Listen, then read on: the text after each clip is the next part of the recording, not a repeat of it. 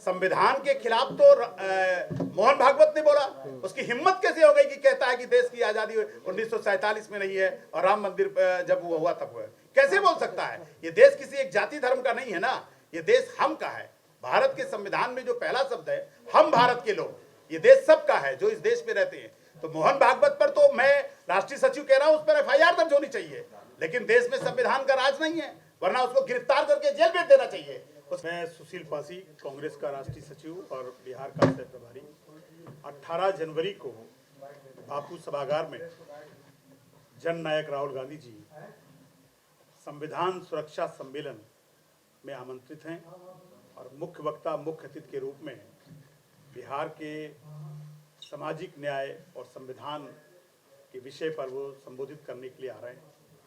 मैं चाहता हूं कि बिहार में जन आंदोलन से जुड़े हुए लोग, वो कांग्रेस पार्टी में है या नहीं है, लेकिन जो इस समय देश में संविधान को खतरा है, देश को खतरा है और लोकतंत्र को खतरा शुरू हो चुका है, उसको बचाने के लिए राहुल गांधी के इस सामाजिक सुरक्षा सम्मेलन में मैं आप सबके माध्यम से उन सभी लोगों को आमंत्रित कर रहा हूं कि 18 जनवरी में बापू सभागार में बिहार के आंदोलनकारियों को आना चाहिए। वो चाहे बाबा साहब अम्बेडकर के मिशन से जुड़े हुए लोग हों, अम्बेडकरवादी हों, संविधानवादी हों, समाजवादी विचारधारा के लोग हों, लोकतंत्रवादी हों, जो इस देश को बचाना चाहते हैं, क्योंकि देश इस समय संकट के रास्ते से गुजर रहा है।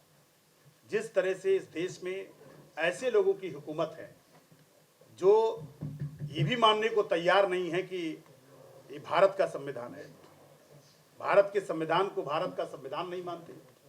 भारत की आज़ादी को 1947 में जो आज़ादी हमारे महापुरुषों ने, हमारे स्वतंत्रता संग्राम सेनानियों ने, हमारे ज्ञात अज्ञात शहीदों ने जो हमको दिलाई है, उसको भी स्वीकार करने के लिए तैयार नहीं है। न उस देश के संविधान को मानते हैं, न महापुरुषों को मानते हैं, न आज़ादी को मानते हैं, लोकतंत्र को मानते हैं।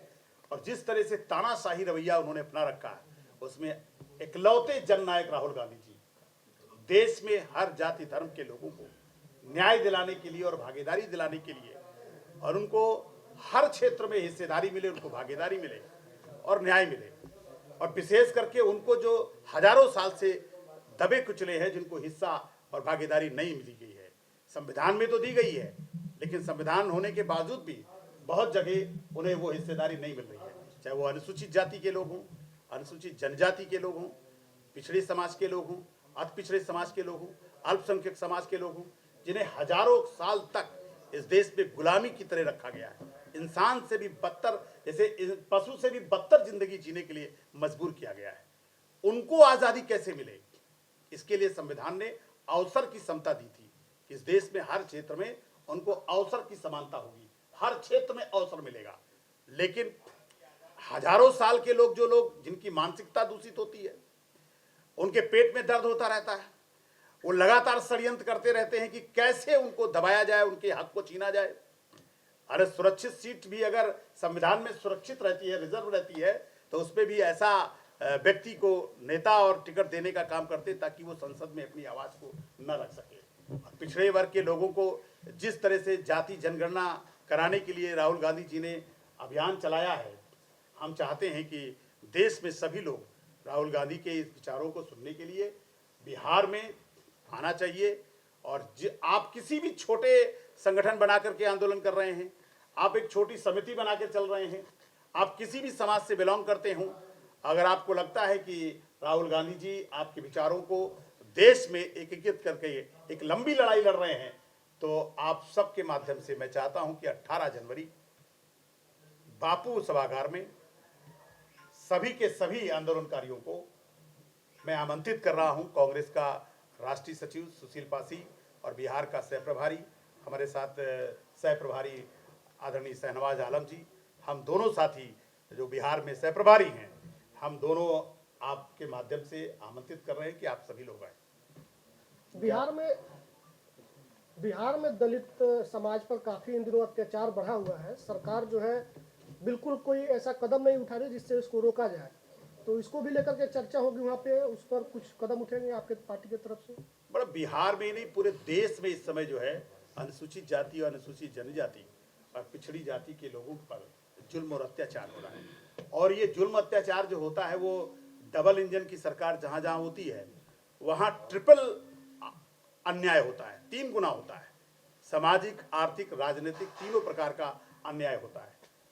यानी नौकरी ना देना ये भी एक बहुत बड़ा अन्याय है।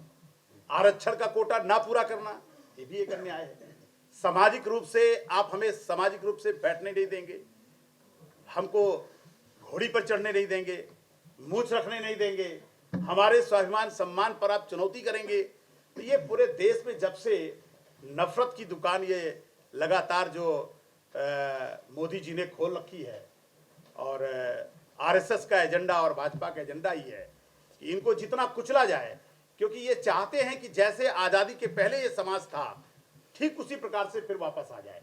तो बिहार में जो हो रहा है वो इसलिए हो रहा है कि भारतीय जनता पार्टी उसकी सरकार को जो है लगातार जो है पर्दे के पीछे से गुजरात मॉडल आया है वो चला रहा है और उनका मकसद है कि ज़्यादा से ज़्यादा आर्थिक लूट की जा सके और सामाजिक रूप से लोगों को जो है प्रताड़ित किया जा सके, उनके साथ अन्याय किया जाए।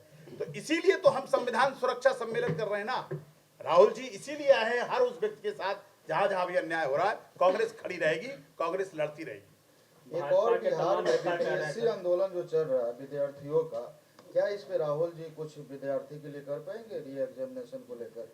नहीं, राहुल जी ने तो पहले भी कहा है और मैं फिर कह रहा हूँ, कांग्रेस ने कहा है कि परीक्षा फिर से होनी चाहिए। और ये जो पेपर लीक कराया जाता है वो बड़े बड़े पैसे वालों के लिए कराया जा रहा है। गरीब गुरबा का जो बच्चा पढ़ता है ना उसको फेयर नौकरी मिलेगी तभी ना मिल पाएगी, लेकिन जो पैसे वाले लोग हैं उनके लिए ही पेपर लीक करा जाता है।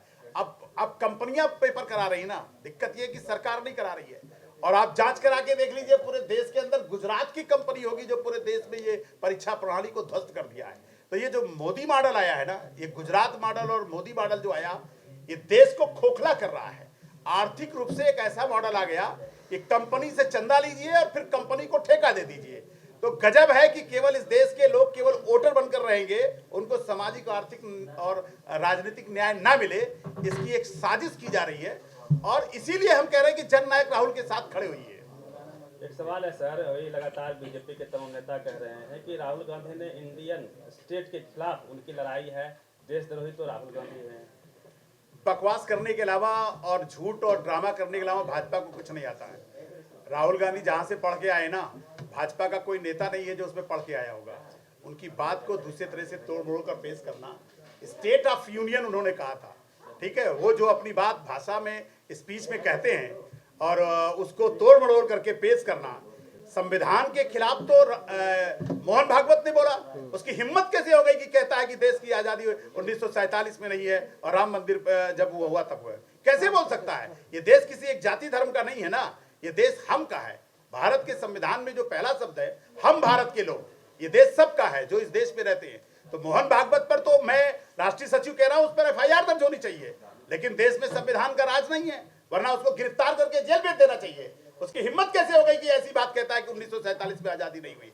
वो इतिहास को और हमारे स्वतंत्रता संग्राम सेनानियों के साथ एक खिलवाड़ किया है, उसने भद्दा मजाक किया है और निश्चित तौर पर जो है FIR होनी चाहिए। और नहीं कर रहा है तो सुप्रीम कोर्ट को इसको संज्ञान लेना चाहिए। संवैधानिक संस्थाएं हमारे देश में हैं, आखिर क्यों नहीं इस पर संस्थाएं हो रही हैं? देश के सारे लोगों को मांग करना चाहिए कि दोबारा कोई हिम्मत न कर सके हमारे, चूंकि हमारे कर्तव्य में साफ साफ लिखा हुआ है कि हमारे संविधान के जो संवैधानिक मूल्य हैं उसकी हमको रक्षा करनी पड़ेगी।